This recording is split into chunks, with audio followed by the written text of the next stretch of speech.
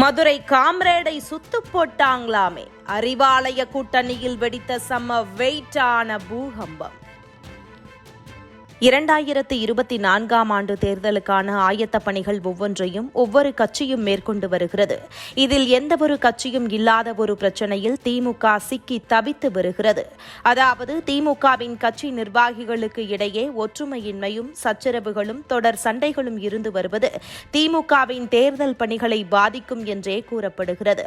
முன்னதாக திருநெல்வேலி மாநகராட்சி திமுக மேயர் சரவணனுக்கு எதிராக திமுகவின் கவுன்சிலர்களே நம்பிக்கையில்லா தீர்மானம் கொண்டு வந்தனர். திருநெல்வேலி மாவட்டத்தில் மொத்தம் 55 வார்டுகள் உள்ளது. அதில் 51 இடங்களில் திமுகவும் அதன் கூட்டணி கட்சியைச் சேர்ந்தவர்களுமே கவுன்சிலர்களாக உள்ளனர். ஆனால் கடந்த சில மாதங்களாகவே மேயர் சரவணனுக்கும் அவருக்கு மேயர் பதவி கிடைக்க முக்கிய காரணமாக இருந்த அப்துல் வஹாப் என்பவருக்கும் மோதல் ஏற்பட்டதாகவும் 2 தரப்பினருக்கும் இடையே பனிப்போர் நிலவி வந்ததாகவும் கூறப்படுகிறது. இதனால் திருநெல்வேலி மாநகராட்சியின் வளர்ச்சிப் பணிகள் அனைத்தும் முடங்கியிருப்பதாக எதிர்க்கட்சிகளும் மக்களும் குற்றம் சாட்டினர். 2 தரப்பிலிருந்து போட்டி போட்டு தனக்குள்ளேயே ஊழல் குற்றச்சாட்டுகளை மாறி மாறி முன்வைத்துக் கொண்டனர். இந்த நிலையில் திமுக தலைமையில் இருந்து இந்த சண்டையை தீர்ப்பதற்கான நடவடிக்கைகளும் எடுக்கப்பட்டது. ஆனால் அவை அனைத்தும் சரிவராமல் போக 38 திமுக கவுன்சிலர்கள் ஒன்று சேர்ந்து மேயர் சரவணனுக்கு எதிராக நம்பிக்கையில்லா தீர்மானம் கொண்டுவர வேண்டும் என்ற மனுவை ஆணையரிடம் அளித்தனர். இதுவரை எந்தவொரு கட்சியிலும் இதுபோன்ற நிகழ்வு ஏற்படாது. திமுகவில் அதுவும் ஆளுங்கட்சியில் ஏற்பட்டிருப்பது அரசியல் வட்டாரத்தில் அறிவாலயத்திற்கு பதட்டத்தை ஏற்படுத்தியது. இதனையடுத்து தர்மபுரி திமுக நிர்வாகிகள் மற்றும் கவுன்சிலர்கள் அம்மாவட்டத்தின் எம்பியாக உள்ள செந்தில்குமார் மீண்டும் இதே தொகுதியில் எம்பி தேர்தலில் நிற்கக்கூடாது, வேறு மூத்த திமுக நிர்வாகிக்கு அந்த வாய்ப்பு கொடுக்கப்பட வேண்டும் என்றும் கூறியுள்ளனர்.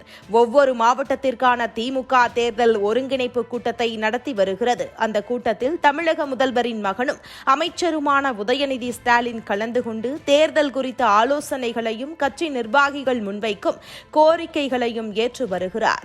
அதன்படி தர்மபுரி நிர்வாகிகளுக்கான திமுக தேர்தல் ஒருங்கிணைப்பு கூட்டத்தில் கலந்து கொண்ட அமைச்சர் உதயநிதி ஸ்டாலினிடம் தர்மபுரியைச் சேர்ந்த திமுக நிர்வாகிகளே தர்மபுரியில் மீண்டும் எம்பி வேட்பாளராக செந்தில்குமார் தேர்ந்தெடுக்கப்படக்கூடாது, அதற்கு மாற்றாக சீனியர் நிர்வாகிகளுக்கு வாய்ப்பு வழங்க வேண்டும் என்ற கோரிக்கையை முன்வைத்துள்ளனர்.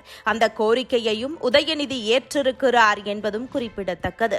இந்த நிலையில் மதுரை திமுக நிர்வாகிகளுக்கான தேர்தல் ஒருங்கிணைப்பு கூட்டத்தில் மதுரையைச் சேர்ந்த திமுக நிர்வாகிகள் பலர் கலந்து கொண்டு பல கோரிக்கைகளை முன்வைத்துள்ளனர்.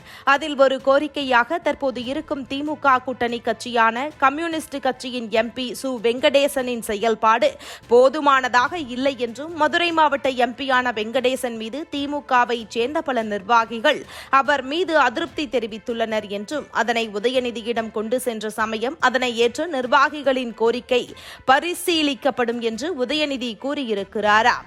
இப்படி தேர்தலுக்கு ஆயத்தமாகும் வேளையில் தொடர்ச்சியாக திமுகவின் நிர்வாகிகள் மற்றும் தொண்டர்கள் அதே பகுதியைச் சேர்ந்த எம்பிக்கள் மீது தொடர்ந்து அதிருப்தி தெரிவித்து வருவது அறிவாலயம் தரப்பை தலை சுற்ற வைத்திருக்கிறதா?